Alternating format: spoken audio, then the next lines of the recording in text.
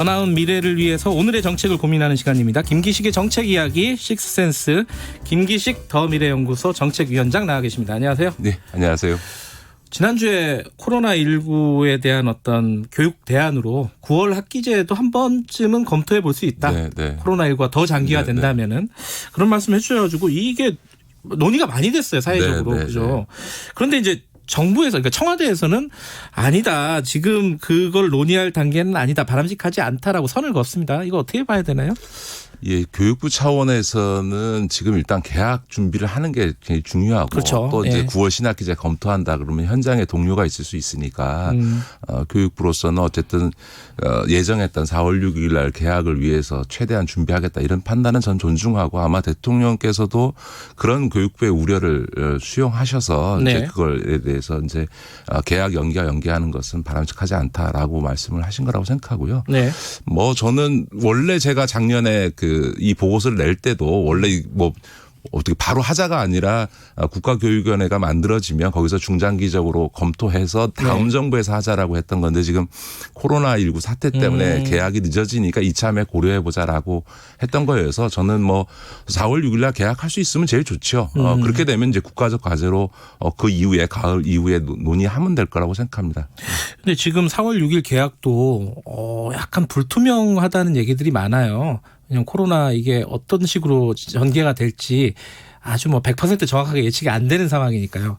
그래서 뭐 온라인도 한번 검토해 보고 있는 것 같기도 하고 이거 좀 우려의 목소리가 있습니다. 네, 지금. 그러니까 저는 이 문제에 대한 판단 기준은 대구라고 생각합니다. 왜냐하면 대구. 다른 지역 다 괜찮아도 대구가 상황이 간단치 않으면 대구 지역 학생들만 다 유급시키면서 개학할 수는 없지 않습니까? 결국은 다른 지역에서의 판단보다는 대구 지역 판단을 기준으로 해야 되겠다라고 생각이 들고요. 네. 지금 교육부에서도 개학할 경우를 대비해서 여러 가지 지침과 준비를 하고 있습니다. 뭐 식사 학교 맞아요. 급식 예. 같은 경우도 이제 뭐 거리 두기도 하고 교실에서 먹게 하고 네네. 뭐 서로 마주보고 몸타게 하고 한다고 하는데 뭐 좀 그렇습니다만 저는 이런 교육부의 방역 지침이라고 하는 게 특히 초등학교 3학년 이상부터 중학생들까지 과연 지켜질까? 식사 시간이나 수업 시간에는 지켜질지 몰라도 쉬는 시간에 애들이 몸 부딪히면서 이렇게 그럼요. 노는 걸 막을 수 있느냐? 뭐 네. 예전에 한때 눈병 돌 때 애들이 서로 눈 만지지 말고 조심해라 그랬더니 오히려 자기 눈 비벼서 딴 애들 눈 만지면서 했던 이런 애들끼리는 그런 장난을 하는 그래요. 거거든요. 맞아요. 그러니까 과연 이제 교육 현장에서 지금 교육부가 준비하고 있는 방역 지침이 지켜질 수 있느냐 애들이란 특성에서 보면. 네. 근데 만약 개학했다가 만약 감염자가 발생하거나 네. 혹은 학교가 오히려 집단 감염의 진원지가 되거나 하는 일이 발생하게 될 경우에 이걸 또한 감당할 수 있느냐라고 하는 점에서는 저는 그 부분은 정말 이 감염 전문가들에 의한 차원에서의 전문가적 판단에 맡겨야 된다. 정치적 판단하면 안 된다. 4월 6일 날 개학 여부는 저는 그렇게 봅니다. 진행상을 봐서 아직 판단의 여지를 좀 둬야 된다는 말씀이시네요, 결국은. 그렇죠. 그렇게 해서 만약에 개학을 하면 문제가 9월 학기제 부분은 국가적으로 논의하면 되고요. 근데 네. 만약에 전문가들이 감염병 전문가들이 지금 위험하다라고 판단해서 만약에 개학이 연기되게 되면 그러면 당장 입시를 정상적으로 할 수가 없거든요. 그렇죠. 고3에게 있어서 수시 비중이 지금 50%가 넘는데 수시에서 제일 중요한 게 고등학교 3학년 1학기 성적이거든요. 네. 근데 지금 고등학교 3학년 1학기가 지금 거의 지금 엉망이 되고 있는 거 아닙니까? 그렇죠. 이런 상황에서는 만약 개학이 4월 이후로 연기되는 상황이 되면 여러 가지 지금 이제 개학 프로그램뿐만 아니라 여러 가지 비상 플랜을 갖고 있어야 되고 그 비상 플랜 중에 하나로는 9월 학기제를 여전히 내부적으로는 검토하고 있어야 된다 이렇게 봅니다. 저는 근데 놀랬던 게 이 코로나19와는 좀 다른 얘기지만은 9월 학기제에 대한 찬성 여론이 더 높다는 게 전 처음 알았어요. 네. 저도 뭐 페북에도 글도 올리고 네. 방송이나 뉴스 나간 거에 저는 댓글 잘 안 보는데 한번 이거는 반응이 어떤가 싶어서 네. 봤는데 의외로 대부분 다 찬성하시더라고요. 저도 놀랐어요. 네. 한번 뭐 진지하게 논의해 볼 필요는 있겠다. 네. 코로나19와 연계되든 연계되지 않든. 네. 오늘 이 얘기 좀 간단하게나마 좀 여쭤봐야 될 것 같습니다. 기본소득이라고 할 수 있을지는 잘 모르겠습니다만 어쨌든 경기도가 모든 도민에게 10만 원씩 주기로 했습니다. 뭐 상품권으로 준다고는 하지만요. 이거 뭐 이 부분에 대해서는 김기식 위원장께서 딱 잘라서 뭐 이게 좋은 정책이다 나쁜 정책이다라고 말씀을 안 하셨어요. 이게 이제 시행이 되니까 좀 평가를 좀 해주시죠. 저는 그 이재명 지사께서 이렇게 우회하지 않고 직접적으로 현금성 지원을 하는 것은 제가 예전에 방송에 나와서도 그러니까 현금성 지원을 직접 하는 게 가장 네. 소비 진작이나 지원 정책에서 좋다라는 말씀을 드렸다는 점에서는 그 취지에는 동의를 하고 이해는 합니다만 이렇게 전 도민에게 다 기본소득이라고 해서 현금 지원을 하는 거에 대해서는 저는 여전히 부정적입니다. 왜냐하면 그러다 보니까 지금 1인당 10만 원 주겠다고 하는 건데 정작 어려운 우리 자영업자나 비정규직한테는 그 10만 원 받는 게 별 도움이 안 되는 거고요. 또 한편에서는 이게 소비 진작 효과라는 경제적 차원에서 그 부분도 보면 있죠. 중산층 이상한테는 10만 원 더 준다고 해서 추가 소비를 하기보다는 어차피 자기가 카드 긁어서 쓸 일을 그냥 상품권으로 대체하는 이른바 대체 효과만 있을 뿐이지 네. 추가적인 소비 대책으로서의 촉진 효과는 없을 거기 때문에 복지적 차원에서나 경제적인 학적인 차원에서도 저는 부정적입니다. 아, 그래요. 근데 이 사실 경기도만 하는 게 아니라 여기저기서 조금씩 그 방법론은 다르지만은 그런 수당 기본 수당이라고 해야 되나요? 재난 수당이라고 해야 되나요? 이런 방식의 것들을 하고 있는데 아까 미래통합당 박형준 선대위원장도 정부 중앙 정책이랑 다르게 흘러가는 것들 좀 혼란스럽다 이렇게 얘기했어요. 어떻게 보세요? 그러니까 이제 서울시하고 경남도 뭐 강원도 이런 데서는 이제 중위소득 그 이하에 대해서 그 어려운 계층에 대해서 그 재난 생활 지원금 또 혹은 뭐 재난 소득 지원금 이런 형태로 해서 지금 일부 주고 있고 경기도가 이제 처음으로 전 도민을 상대로 해서 다 주는 형태로 지금 하고 있는 건데요.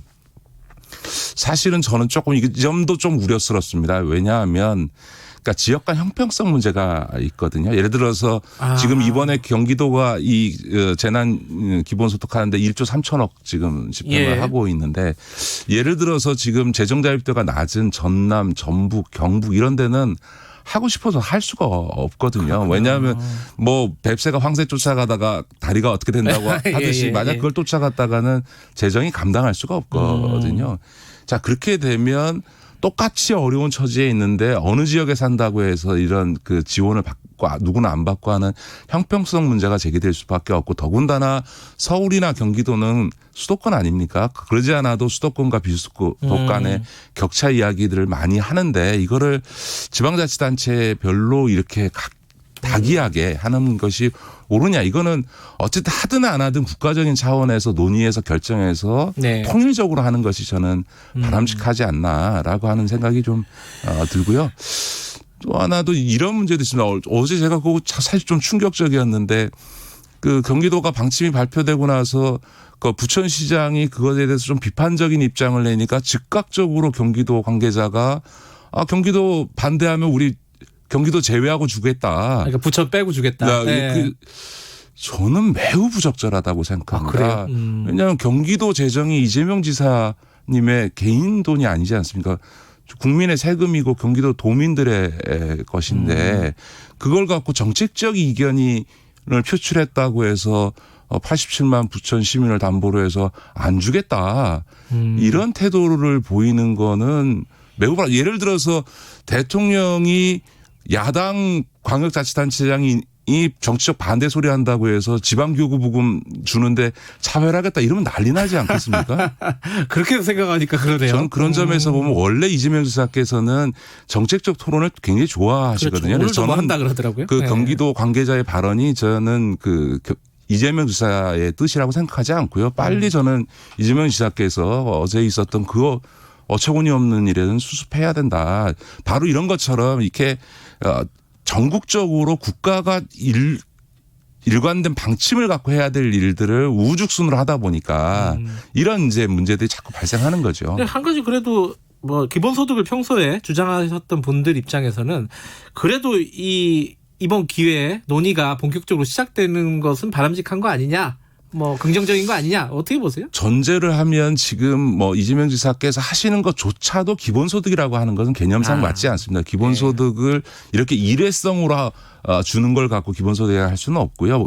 기본소득이라는 거는 모두에게 정기적으로 그다음에 노동 연계하지 않고 줘야만 이게 이제 그 기본소득인데 기본소득은 개념상 맞지 않은 걸 기본소득이라고 하면서 논의하니까 조금 어려운 점이 있고요. 그 논의가 좀 혼란스러워지는 측면이 있습니다. 또 하나는 마치 기본소득이 진보적인 것처럼 그 이야기하는 것도 조금 저는 부적절하다고 생각합니다. 왜냐하면 가장 유명한 핀란드의 기본소득 실험을 한 것도 사실은 좌파 정당이 집권하다 우파 정당이 집권한 뒤에 한 실험이거든요. 그러니까 오히려 기본소득에 대해서는 유럽의 3인당이나 노동조합에서는 반대합니다. 왜냐하면 기본소득을 하게 되면 알겠습니다. 이게 오히려 이 저임금을 구조화시킨다라고 하는 거 우리나라에서도 지금 차라리 최저임금 없애고 복지 축소해서 기본소득 하자는 소리가 나오는 거죠. 할 말씀 많으신 것 같은데 오늘 시간 좀 짧네요. 여기까지 하겠습니다. 네, 고맙습니다. 김기식 위원장이었고 2부 여기까지고요. 잠시 후 3부에서 다시 돌아오겠습니다.